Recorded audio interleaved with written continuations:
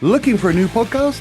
Come escape with Dice Company, a D&D adventure where 4 unlikely friends battle an evil empire. We've got epic storytelling, Time for a new life, maybe a new name to go with his new face. thrilling fights, What he'd like to do is kick this guy in his zombie balls. terrible teamwork, If you want to do it, you can do it yourself. and an extremely literal automaton. For the mushrooms to work, they must be passed through a reindeer, and you must drink their urine. That's Dice Company, available wherever you get your kicks.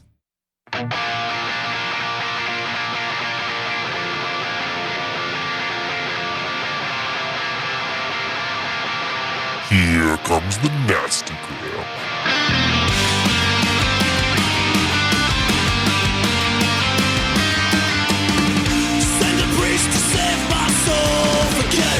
Welcome back to the Nastygram RPG podcast. This is Pale Blue Dot, Episode 2, Breaking Down the Self.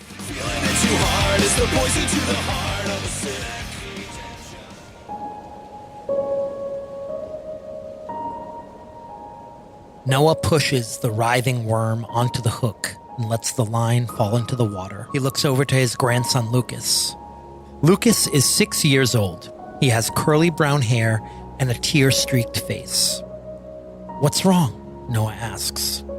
"Did you hurt it? Did you hurt the worm?" "Oh, no, Lukey. It's okay. It's just a worm. It didn't feel anything." Noah says this while rubbing Lucas's back. "But how do you know?" "Well, worms aren't smart like you and me, buddy. They don't have feelings. It's okay, I promise." The two sit on the dock, watching the water ripple on the New Hampshire lake in silence. In the distance, we hear a loon call out. "What about birds? Are they smart? What about fish?" "Well, they're a little smarter than a worm, so we need to be nice to them. But they're just animals. Worms are, Noah pauses, unsure of how to explain it. "Hey, did I tell you? Grandpa's going on a special spaceship."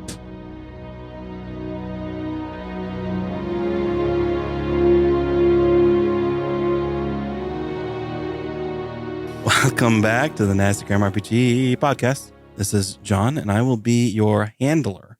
I'm joined by... Hey, this is Jake, and I'm playing Major Noah Hayes.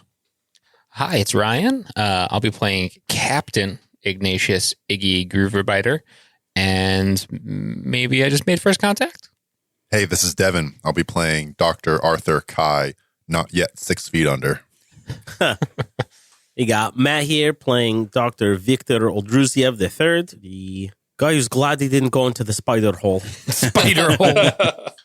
Last time we left you, Iggy and Dr. Kai had breached the end of the mining shaft into this vast open space within the asteroid.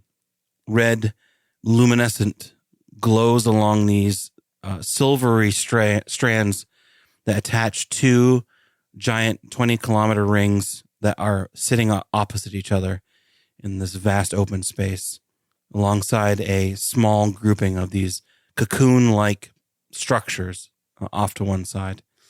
You see this visually on your scope. You see it pretty well because all of this is kind of backlit by all this red light. Beyond these two structures and the attachments they have to the interior of this asteroid and that grouping of structures, a grouping of like cocoon-like structures, the rest of this area is empty. Dr. Kai has turned around, and in the hole that we came down, that big box that looks like a big flashlight, and he pulls some arms and they extend out to the sides of each of this hole and suspends this object, and he turns it on. You just hear as this huge camera is starting to take photographs. Major, Doctor, are you seeing this too? Can you please confirm what we're seeing on the screens here? It's What are some we sort looking of at? it's some sort of structure, Major. We're looking at a couple 20-kilometer high rings, luminescent webbing stretching from them to the walls of the cavern, and then it looks like almost cocoons, Doctor? down there? Is that it's this that are like linked? Dr. Kai is checking the readings from his suit. Yep. Are there any gases that have, do we have any broken seals, or he's saying it's impossibly huge. You're still in a vacuum in this space. He thinks he's hallucinating off of some. Oh, yeah. The rings themselves, you take a closer look and you can trail this increase and decrease of light going around this ring, following a trail on one of them. And the other one, that light is flowing the other way. And you just see this kind of pulse go back and forth around this ring. Doctor, these rings are the size of a small city. Is there anything else moving down there besides not that I can see. the light? I get on the comms and I'm looking for any radio chatter. I'm actually going to try to comm just towards the asteroid in an open channel. And I forgot Utsforsker. Utsforsker. Utsforsker. Utsforskin. Yeah. This is the Utsforskin. No, Utsforsker. I say this is the crew, the Utsforsker. Anyone out there? This is towards the asteroid, inside, interior. Yeah. You hold open the comm. Look, we found your secret underground base. You get feedback or static, but it's not like a rhythmic static. There seems to be there's some background electronic signal that's coming through, some patterns and some fluctuations in it, but beyond that, nobody calls back. Victor's recording all of this. You see on your oscilloscope all this all these waves, kind of split them up and taking a look at what band they're on and all that. Major, could you detach the probe and bring it over to the top of the hole? I'm going to bring it down manually on a line. Sure. I have to suggest you proceed with caution. Whoever put that machine down there did not want it found. We could be dealing with a hostile nation here. Well, we already found it, Major, so we're neck deep. Gonna start another solar war. You pilot it over, kind of floating above that hole, and Arthur, you kind of climb back out, jet back out the top of this, attach a line to the probe, and then start dragging it down. He takes out a wrench and he's ratcheting down some of the arms and other the outer limbs of this probe. Yep. I have the computer repeating my message in every other language. Okay. Using AI to do that, Major? Probably. Dr. Kai, would it be safe to assume that this is what caused the asteroid to stop? It looks like some sort of engine. Power source, power generation. It's massive. Incredibly complex. Who has decent physics? I have a 40. I have a 50. Wow. Both of you see those two rings and the pulsating light, and it's hard not to think of a collider on Earth, especially the size of them. 20 kilometers. Oh, that's how big they are, right? Yeah. Well, it's bigger than the Large Hadron, but yeah, that's 5 kilometers. Super collider. I barely knew her.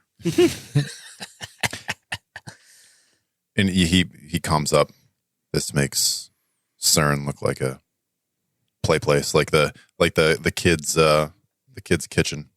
Do you guys see any indication, any markings from any different countries, a flag, anything like that down there?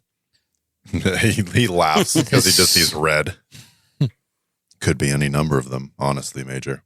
We won't know until we get closer. No, what you find, if it was a secret base, you would think that there would be a way in somehow. And the fact that you didn't find anything on the surface when you were orbiting it was a bit weird. Secret door. You have to pull the statue down. But yeah, you don't see any kind of markings of any kind of nation, state, or anything like that. That's still, I think that's what Major Hayes still thinks, that this is a secret base that some country didn't want us to know about. Yep. Entirely self-contained. And autonomous. Oh, yeah. You should be getting some readings from the probe now. I'm going to float it down. You can take manual controls. Major, if you can steer it, I will monitor the readings. Ignatius, stay on that anchor point. Yeah, I'm not going anywhere, Doctor. Wow. I mean, I've seen a lot of our tech at Astrofrac. And this doesn't look doesn't look. I mean, anything doesn't look terrestrial. Captain, Doctor, any indication of a power source down there? I mean, just the rings. Yeah, and if those rings are what I think they are, then they're drawing a lot of power from somewhere. Is the probe set up and running? Yep. So you look at the probe, and one of the reading, the weight reading using gravitational waves, now that it's inside of this chasm, it doesn't make sense. The weight shifts back and forth, up and down, and when it gets kind of further in towards these structures, it's almost as if where that cocoon area is, there's like a gravity well of some kind there. But where the rings are, it's definitely the gravitational waves are fluctuating slightly, but the weight is going up and down. Look for oscillation, Doctor. Magnetic poles shift. Manipulation of them to oscillate faster could generate thrust and energy. Okay. There is quite a bit of fluctuations. The part with those cocoons is stronger. Record and measure them. We'll take a look at them later. Aye. Major, do we have permission to get closer? At this point, I would not advise it. We've got an unstable gravitational pull down there. You could start falling. Understood. You could find yourself in a position where you can't get back up. I have some photographs. If we're going to proceed, I would suggest we do so with an umbilical attached to the ship. Let's take a look at those readings together first. How much silk rope did you bring? We each brought 50 feet, so we tie them all together. It's 10 kilometers. All right. You all head back up into the ship and reconvene on the bridge. The pictures are just kind of coming through one at a time. Nothing seems to be moving except for that light as it travels around that ring, one opposite the other. Victor's going through sensor readings, looking at the sort of the spectrum of visible light, electromagnetic, like seeing if there's any changes throughout the probe along this space, or if there's any sort of, he's probably using the computer's AI to recognize patterns or anything like that to distinguish like a frequency, some sort of data set to give to Dr. Kai once he makes it back up and repressurizes. Yeah, so it continues to travel down, and as it gets anywhere closer to, if it starts to creep closer to those cocoons, it requires a extra force on the retro boosters to keep it from quote unquote falling towards them. Okay. You think maybe there's some gravitational pull there that you're not sure, but it definitely is, something is pulling it towards those cocoon areas. And does there seem to be, is it registering any sort of power source? Electromagnetic, radioactive? Nothing radioactive, but one of the cocoons is emitting a high level of like electromagnetic force. Maybe the power source, you're not sure, but that you're getting a reading of high electromagnet from a large, probably the largest cocoon that's kind of in the center of the bunch. Yeah. Electromagnetic force from that would make sense if that is a hadron collider. And is that what's causing the gravitational anomaly What do in you that think? area? What do you think, Dr. Kai? Dr. Kai is just scrolling through the photographs. He seems sort of lost in them. Why put two giant hadron colliders inside an asteroid? I'll need you to do some work on this. The energy signals, the gravitational anomalies. It's strange to find in such a confined space, as large as it is. In its construction, it's natural. It's perfect. He's scrolling through the pictures. His eyes are open wide. What are these? Are these cables? Perhaps some sort of interface, some network. The light that's traveling around when they, at certain points, either when they're opposite or when they meet, can we see any disbursement of light energy amongst through those connecting strands? Doctor, see if you can place the probe in a gravitationally neutral zone, please. Keep it stable for a moment. I'll do my best. You don't see anything that that light comes off, but when they are opposite and when they are touching, or not touching, but in the same space within the ring, when they're opposite, the weight goes down, and when they're in the same spot opposite each other, weight goes up. So you see there's a direct correlation between that gravitational wave fluctuation with those orbiting lights. It's as if it's breathing, pushing and pulling against itself, creating energy. We could be looking at the largest single-celled organism ever. It's incredible. I don't think that's an organism, Doctor. That's a machine. Someone built that. Well, I mean... And for what purpose? What's the difference in the grand scheme of things? The difference is that someone built it. Organic, machine, it's not that different. The difference is that there is an intelligence behind this that decided that it would be this way. An intelligent design? Correct. One that we can see with our own eyes. Not some one that you form read of about in a intent. book. For a reason. Why? Perhaps a science experiment. What we're doing is a science experiment. This is nature. You think that this is a naturally occurring thing? Is anyone familiar with the Gaia hypothesis? It's an old theory that the Earth and all of its biological systems acted as one living organism. Different parts, different pieces of the system providing something to the system itself. A rainforest breathing in or taking in the carbon dioxide from nearby human populations, creating oxygen. It would not be possible. One would not be possible without the other. Now our understanding of the solar system, of the universe, has grown since then. Why not a larger system? Earth, our solar system, the energy we create, is just a small part of a much larger living thing. This is the next step in science. An organism of a grand design. He sighs again. Before you get ahead of yourself, I think there would be many more questions to be answered before you can make such leaps. If this is from outside of our solar system, if this is not a man-made thing that we've stumbled upon, some secret project that's been underway from some country that doesn't want anyone else to know about it, if that is correct, then this is a scientific discovery that needs to be preserved and not tainted. That means we need to leave it as it is without disrupting any of it and let everyone know. Right?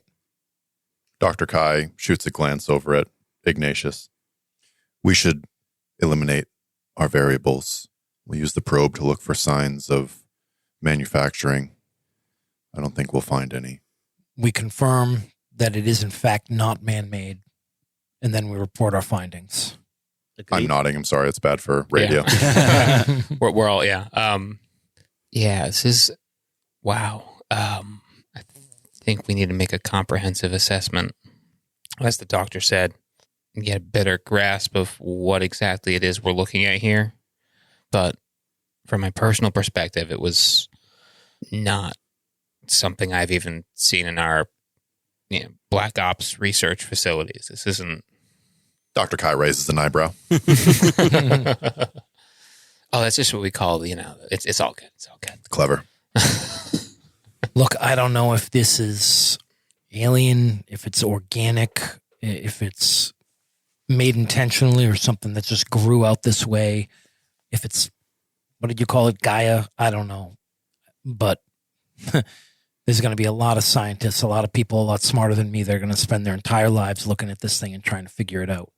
I wish I was 50 years younger. But I think, Captain, my suggestion would be that we confirm what we suspect, and then we report back with our findings. Confirm that this is non-terrestrial.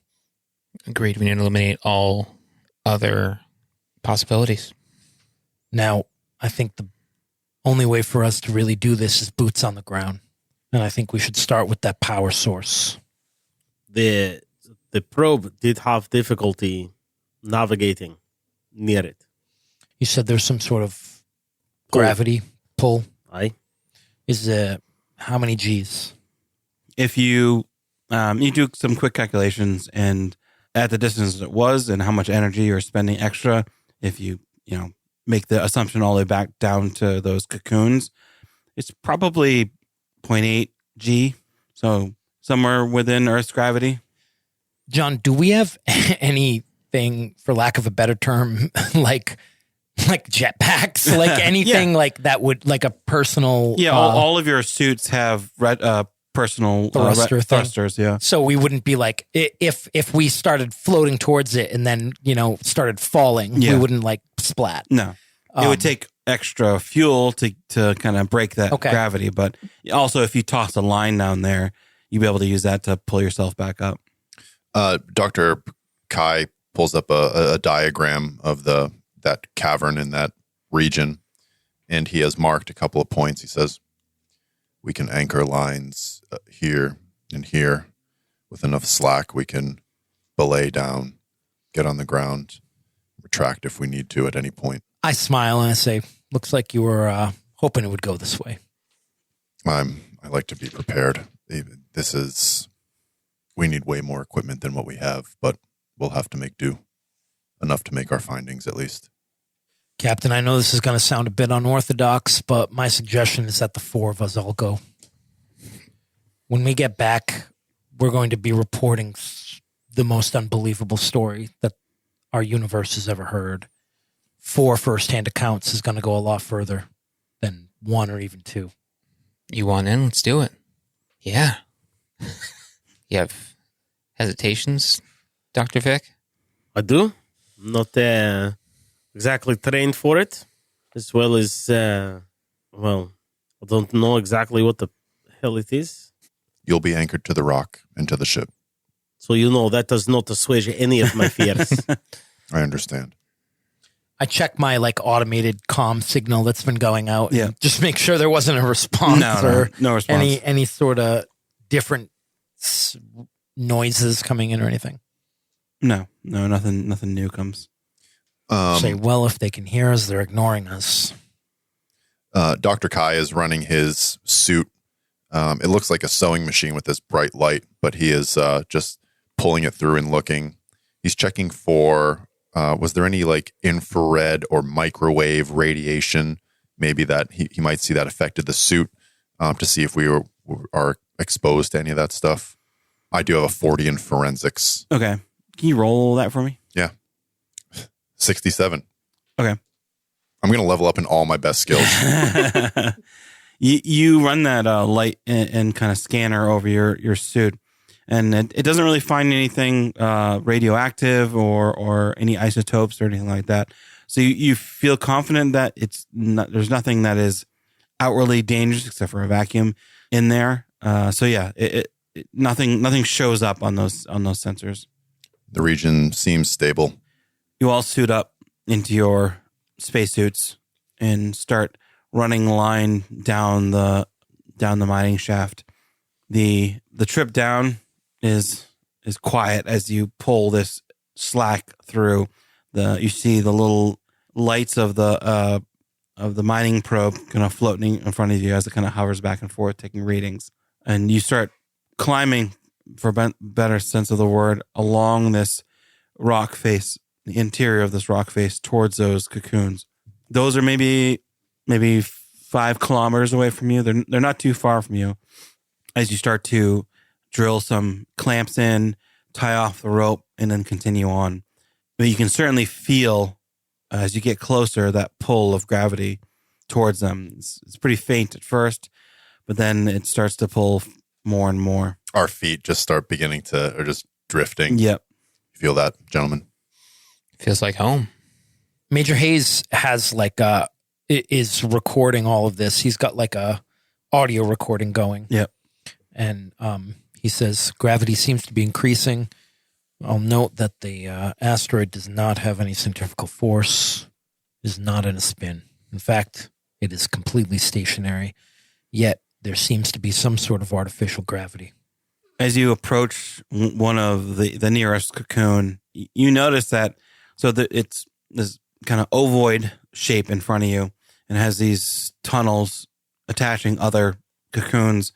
But kind of on the face of it, there is a small circular cylinder that you would, for lack of a better term, it looks like an airlock or a way in, a door, something of that nature. You think that it kind of comes out a couple, maybe 10 meters out into space, this cylinder.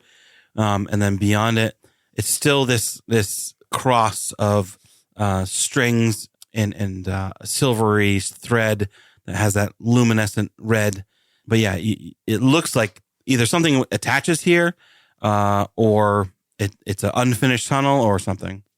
Dr. Kai is going to shine some white light from his, he has this LED flashlight. It's like this big, looks like a big satellite dish. And it just fires this very clean, like beam of light, like spotlight. Yeah. It starts tracking over. I'm going to touch one of those strands. Okay. Is it hard?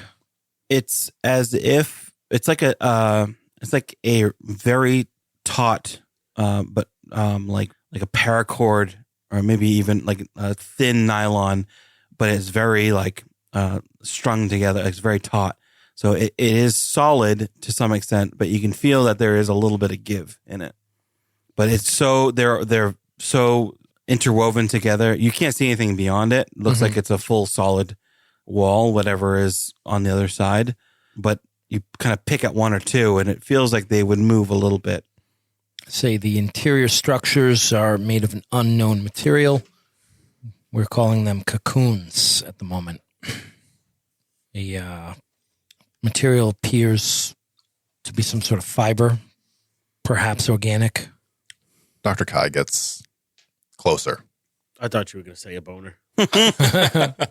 His suit stretches a little bit. And he pulls out a multi-tool. Yep. A little knife blade comes out.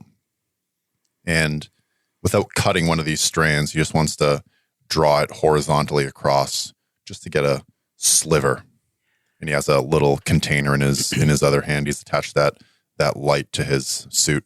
Dr. Kai is attempting to extract a sample of the outer shell. He's sweating inside. You look inside through that black, like it looks like a mask, like a welder's mask. Yep. And he's just sweating. His eyes are wide. You're able to extract a little fiber of this cocoon and set it into your sample collection. Sample secured. No adverse effects. And he looks where he cut. Takes a photo. Yep. Yeah, I mean the cut didn't really. It's a sea of strands, so it almost gets lost on where you cut it. The harsh light of your LED is outwashing the whatever red light there is. It's because it's so subtle, that red light. Everything is now this silver in front of you against these strands. We're approaching what appears to be some sort of hatch. The doctor will shine light directly on it, but he's not going to be I don't know if he's trepidatious. He's coming down after that sample collection. Yep. Can I fit through there? The opening is probably 5 meters in diameter, so it's plenty big for everyone. Maybe you should knock, see if anyone answers the door. I mean, that would rely on who or whatever's in there following the same social protocols that we do. I mean, who knows? Knocking might be rude. Coming over unannounced is rude. Hey, you announced us. We're good. Let's visit. I'm going to go in. Okay. Anyone else follow? Kai will follow.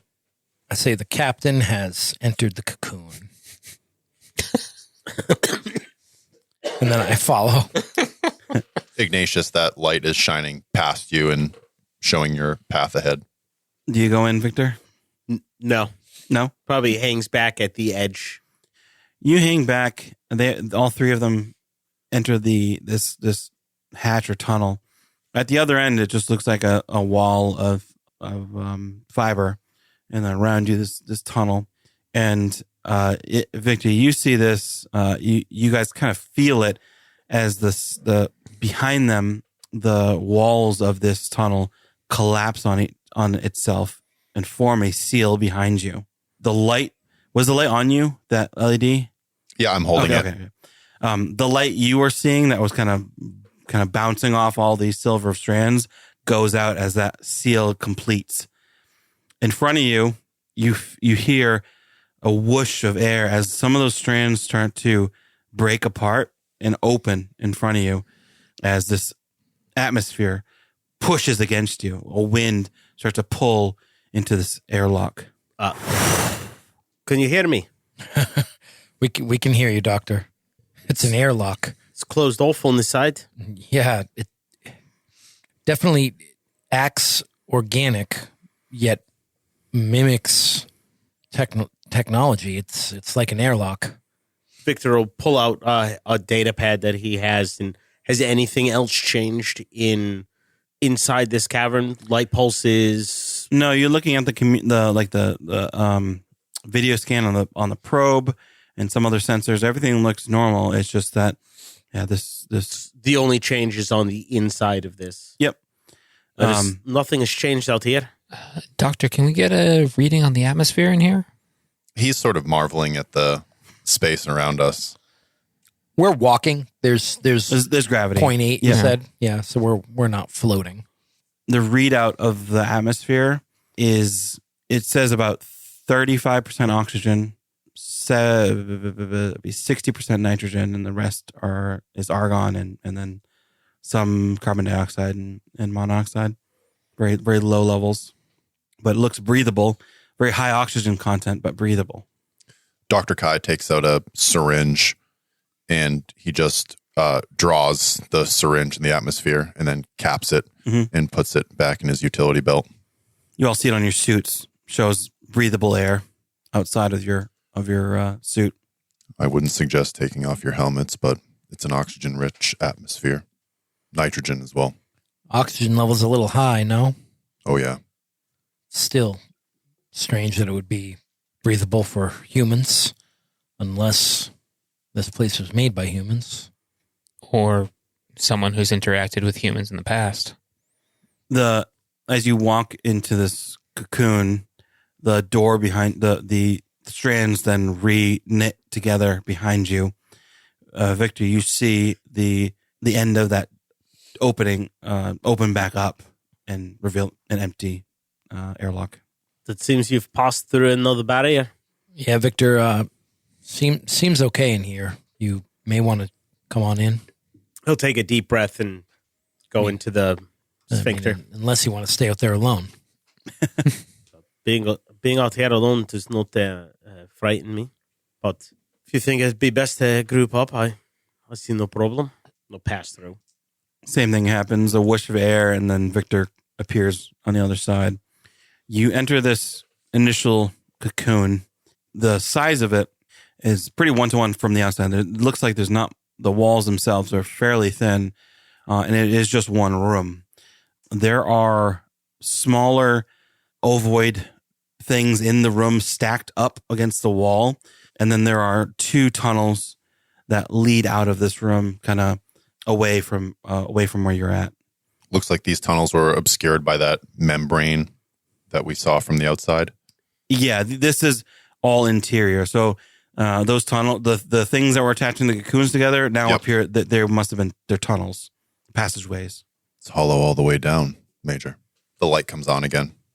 But in here, there are all these stacked up little ovoid, wrapped up things that are probably, there are varying heights. There's some that are a meter tall, some are 2 or 3 meters tall, and they're all stacked along the walls here.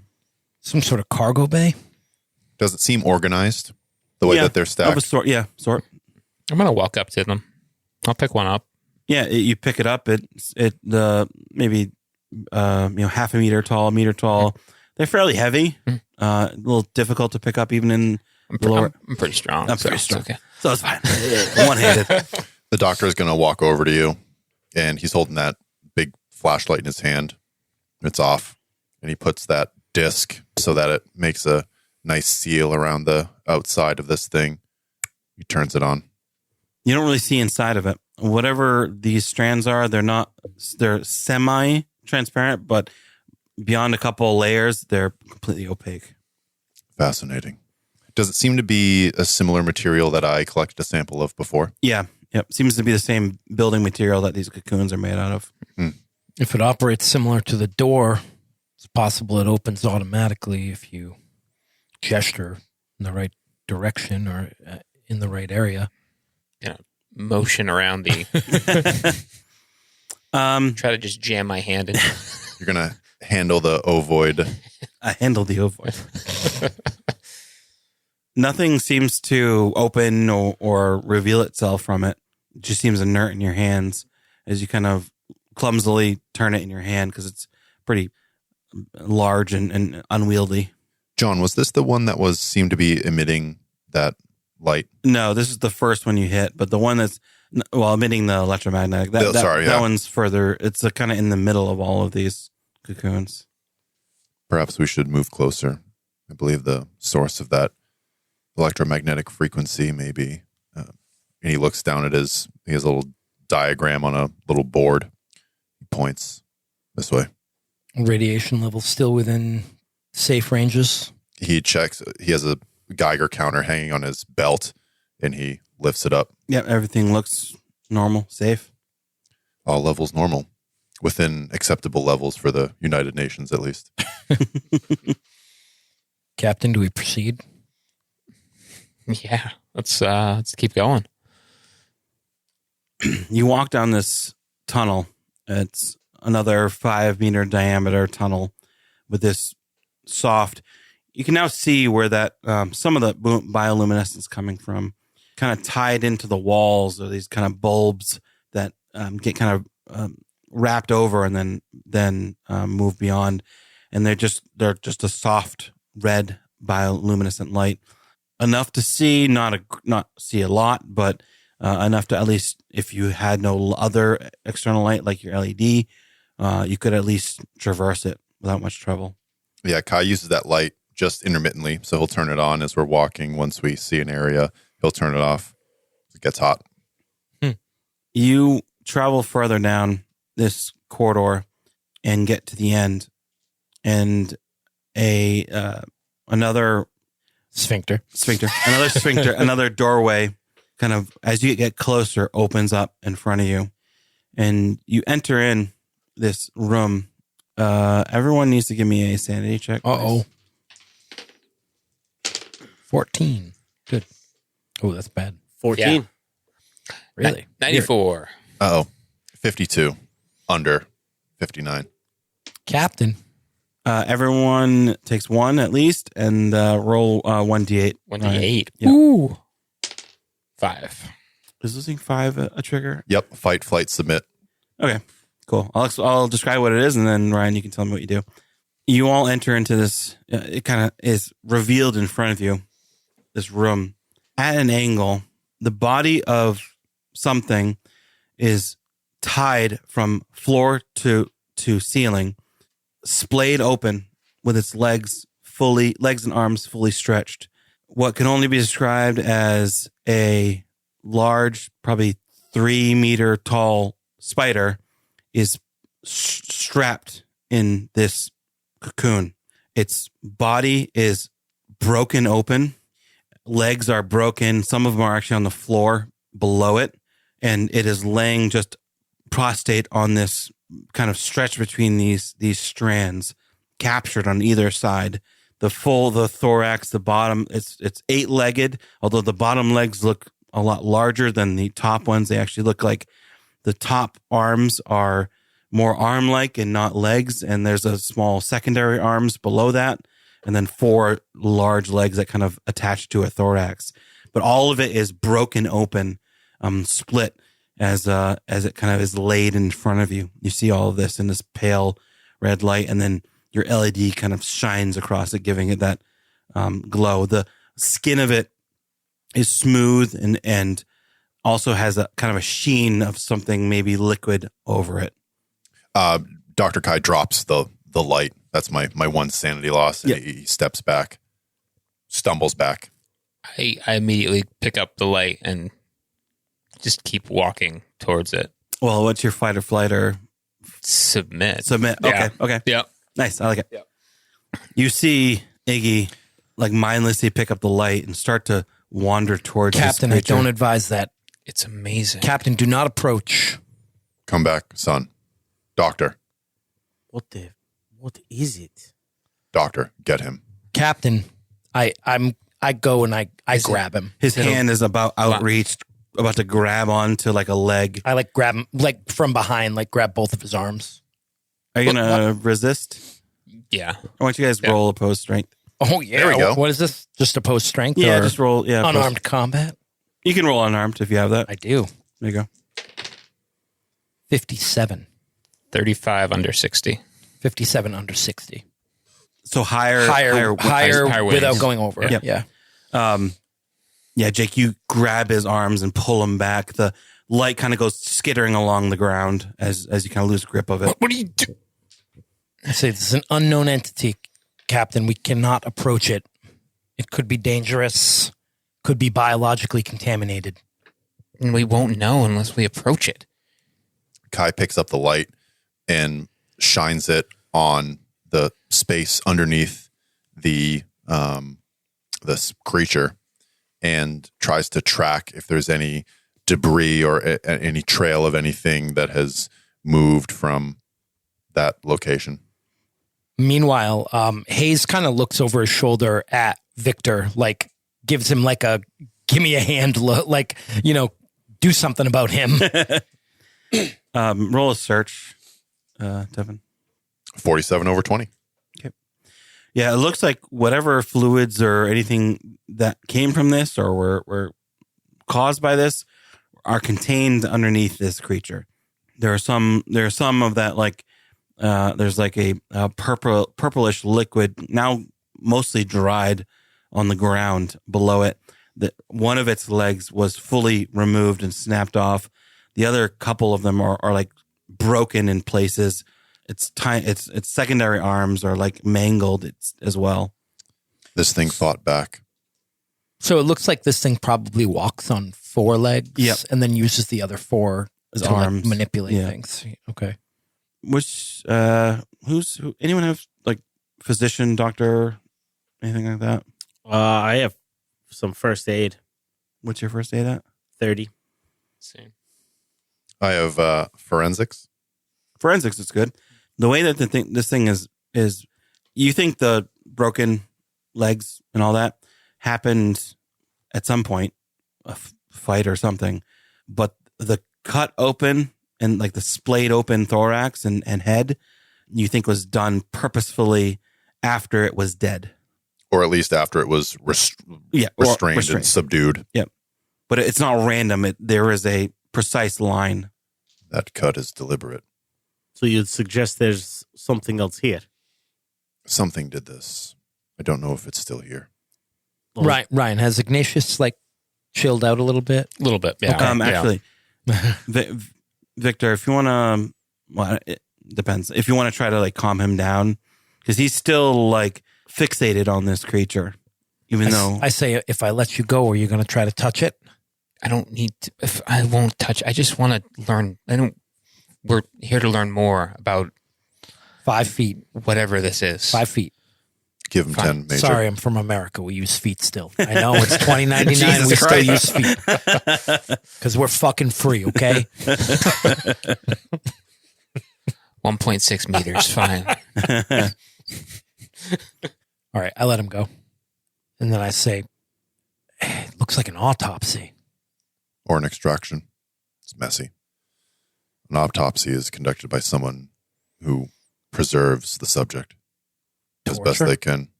No, this was quick. The purpose was to subdue this creature and then... John, silly question. Yeah.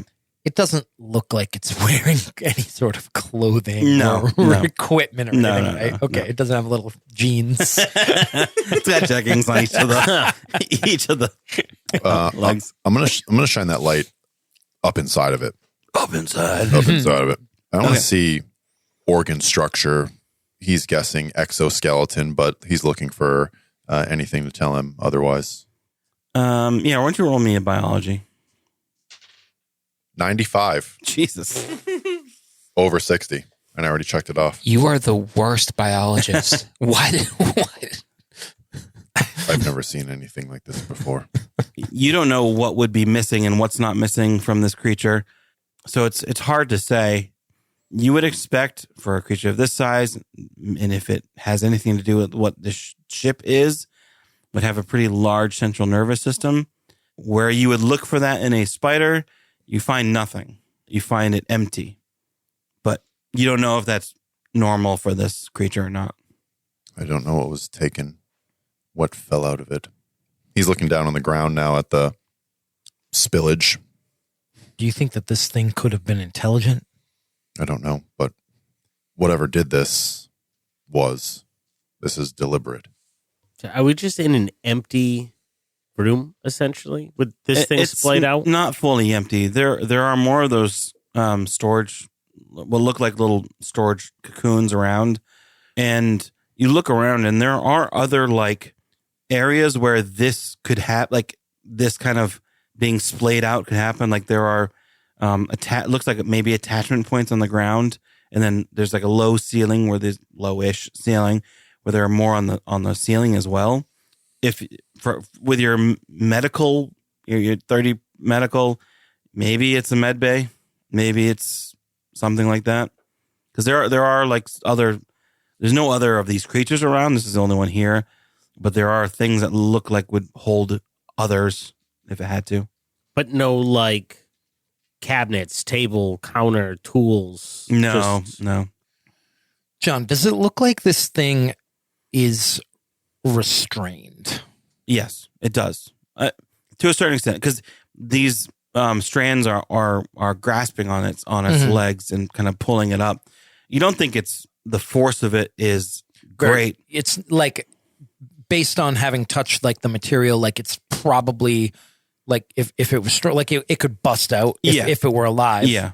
So it's being held but not restrained. Right. Probably. Right. I point that out. I shine my flashlight on one of the limbs and I say, this material isn't that strong. I don't know how strong this thing was when it was alive, but I don't think it's being restrained. I think it's just being held in place, which would rule out torture, I suppose. Dr. Kai's going to start walking around. He's going to take a wide berth around that pool, maybe go to the other side of the room, maybe go closer to some of these where these attachment anchor points are. Yep. He's just looking around. There's some sort of interface, if it's all of this sort of growth, if there's, these strands retract, and if so, where do they go? I got search, I got forensics, I have... Why don't you roll forensics for me? Love the forensics. Forensics. I love forensics. Pretty soon you'll get to roll accounting, don't worry. I fail again. 81 over 40. It's tough to say where. So it felt like the initial access you had into this ship was automatic. It detected that there was something in the airlock and knew that it had to move whatever it was into or out of the ship. But from here, you're not really sure where those controls would be, if there are any. As you're kind of feeling around on the ground, you do feel on your hand, and you think it might have been like, oh, maybe this is it. The slightest of vibration in some of the strands, but then kind of goes away. Find anything, Doctor? Felt a vibration reaction, maybe. He flicks his light on and off a couple of times. Mm-hmm. Vibration? Unsure of what stimulus it was reacting to. Seeing if I can evoke another one. Need help. touch it some more. Maybe if there's no reaction, he'll kneel down. He'll put the light down. He pulls out that multi-tool again, and he gets a more dull, maybe it's like a screwdriver, and he tries to pluck some of these strands. They're tense enough that some of them pluck like a guitar string, and you kind of pluck it and then feel the vibration carries through your hand. You can feel it. It's fairly subtle, but you can feel it. And then you wait, and then you feel another one without being manipulated. You feel another vibration come back. I say my grandson went through a spider phase, learned everything there was to learn about them. One thing he told me is that they communicate by vibrating their webs. You may have just sent out a general comm to the whole ship. He stands up. He grabs that light. If it is intelligent, Major, it already knows we're here. If it is first contact, shouldn't we be eager to communicate? We are in its home. I shine my light on the giant spider monster and I say, I'm not that eager to communicate. We can let someone else do that. Captain, I think we have thoroughly established that this is non-terrestrial. I suggest that we report back to the ship, maybe take one of these smaller pods, and we get back to the UN. Okay. You grab one of these ovoid pods and then start walking back to the cargo hangar that you were initially entered into.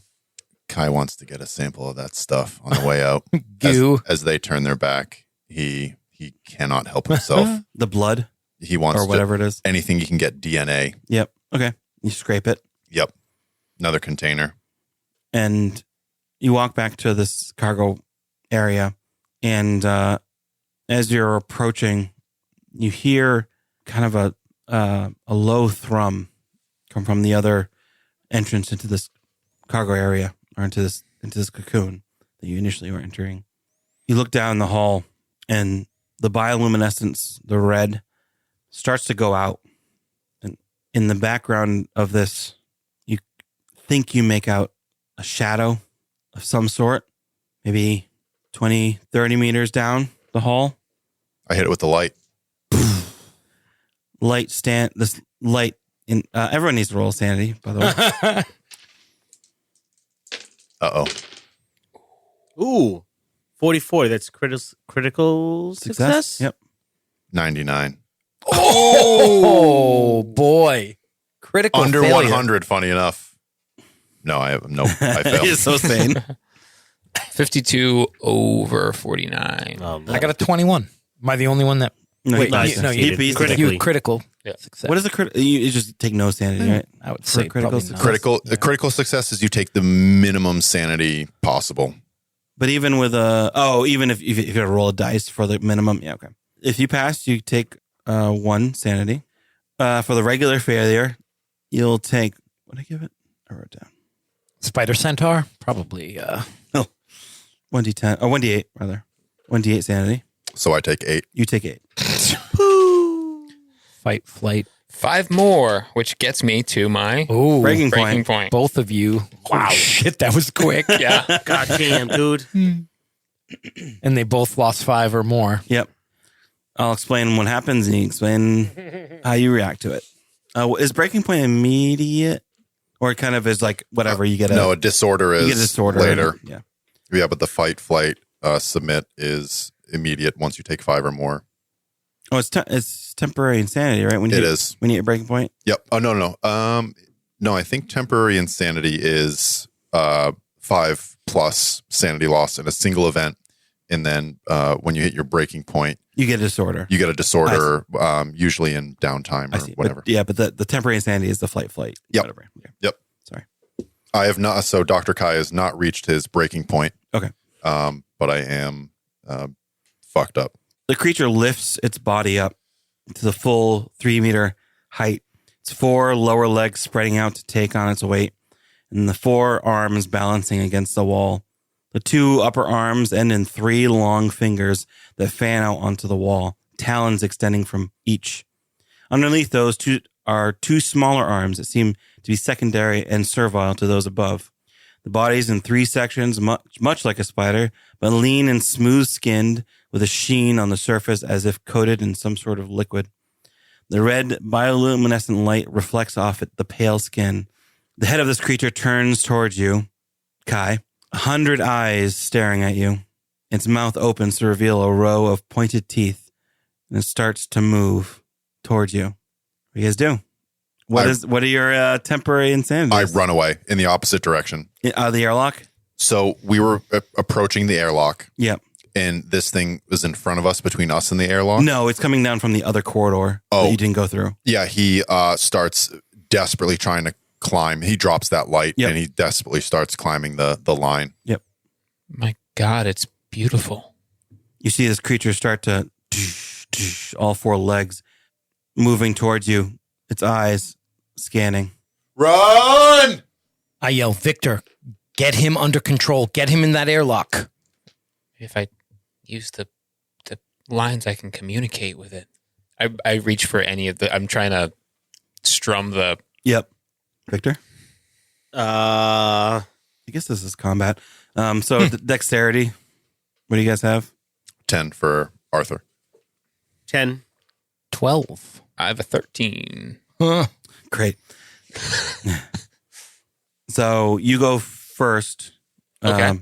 Iggy. So I'm going to try to find the nearest and most exposed lines I can and try to start strumming away. Just like I'm playing my... Plucking on the banjo. Yeah. My langalike. Like a langalike, yeah. Yeah, you do that. Yeah. No need to roll for that. You're just doing it. Iggy kind of hunches over onto the floor and just starts... You feel like you're strumming. It looks like he's madly crawling, scratching against the ground, trying to dig his way out, kind of. 12. Jake. No, I do. I'm trying to grab him and pull him away from this thing and towards the airlock. All right, once you make... like you said, he's kind of crawling. Yeah. I'm going to try to grab his feet and like pull him across the floor. Yeah. Why don't you roll strength or unarmed, whatever is better. Is it opposed or you want me to just... Yeah, opposed. Yeah. 59. I failed. Yeah, 84. 59 under 60. Your arms, Iggy, your arms collapse under you as you fall face first on the ground, being dragged towards the airlock by Noah, hands like fully splayed out. The creature turns its eyes towards you two and then ducks its head down and then starts to inch towards you. It's going to move towards you. It kind of has this like jerky movement back and forth, like those, huntsman spiders, like they jump back and forth, and then it kind of crawls into this, gets into the main corridor where you are and stands over you, like looking at you with a quizzitive eye, and then starts to reach back one of its talons. I shit my pants. Do I roll for that? What do I roll No, for? it moved. So that was its action. 10. So both of you, you run. I'm continuing to climb. He's pulling that line. We're not through the airlock though, right? No. So you're not climbing yet. Because we're still inside the cargo. Okay. Yeah. We're at the sphincter, I believe. But you can make it into the airlock, and it closes behind you as you run into the airlock, and opens back out you into the void. He turns and watches that sphincter close, and once it closes, he's just staring at it. Victor, I guess, will speak to Iggy. We might get a psychotherapy roll. Yeah. Yeah, I don't really know how that works. Just say nice things to him. Yeah. It's okay. How do you convince someone to do what you want them to do? I don't know. Well, You're the expert. When he's having a mental break, that's not exactly like how you handle the situation. Punch him. It's more like, you smack him because he's hysterical. Yeah, like you just kind of grab them and take them away. There isn't so much talking them down. I'll do that then. Yeah, I'm not going to do that. I got a 9 strength. That's my lowest score. I ain't fucking doing nothing. Well, I can say so. You can give him like orders in a way that will give him direction to do something. and you know him pretty well. Yeah. So I would say you can use your psycho babble on him that way. So just roll psychotherapy? Yeah, and then just say what you kind of are telling him. Give him a mantra. I succeeded 35 under 80. Okay. Now's not the time. We have to go. Iggy, I'm going to snap his fingers. Oh, wait, I'm in a spacesuit. I probably can't snap. You have a little clicker like a dog clicker. The light is on the ground, right? Yeah. Yeah. Casting ominous shadows. Victor will go over and grab the light and move in front of Iggy and like click it and flash it a few times to sort of like snap your vision towards me. Focus. We need to get out now. But we might not have another chance. This is too important. It's not. Your life is not worth it. Let's go. You realize he's probably right. You look back at this creature and is rearing up on you, full height, ready to pounce down on you. It's your turn, Iggy. Oh, okay. Let's go. Let's go. I go. You run towards the airlock. Yeah. Have you left? You haven't left the airlock yet. Once he heard the doctor on the comms, he started running away. He runs until hits a line. He starts pulling at it desperately. The door behind you closes. In front of you, it opens again. Jake, I kind of look over my shoulder and I see him running, scrambling. Yeah, and I realize, knowing how fast this thing moved, that there's nothing stopping it from just moving to the airlock with us. Yeah, I am going to try to dive past it. Okay, give me dexterity or athletics or something. Is athletics the thing? Yeah, it is, Yes. and I've got a pretty good one. And I got a 99. Oh boy! All right. Roll up one of your grandkids. Iggy and Victor need to make sand rolls for this. You see some violence happen. Nope.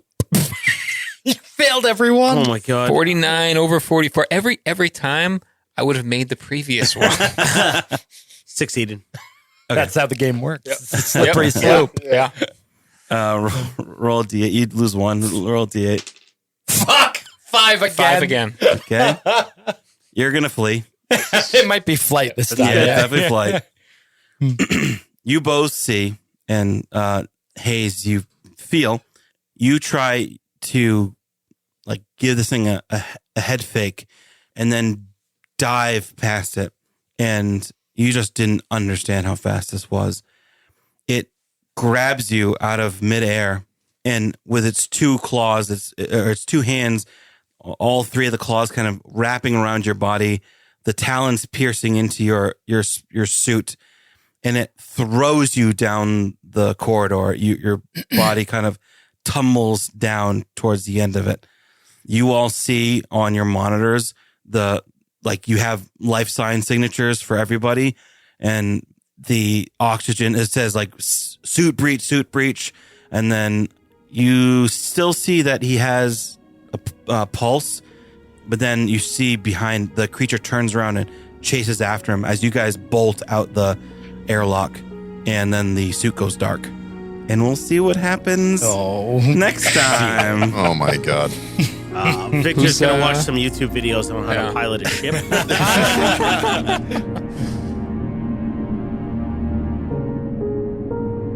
Thank you for listening to this episode of Pale Blue Dot. Please spread the word, leave a review, tell a friend, confess listening to Nastagram to a priest. Anything and everything helps. Intro music by Wilhelm Scream. Scores by Adrian Von Ziegler. Check out our page at NastaGramRPG.com, where you can find links to all of our socials, as well as information about our other arcs. Stop on by the Nastagram Lounge on Facebook.com and let us know your favorite horror movie trope.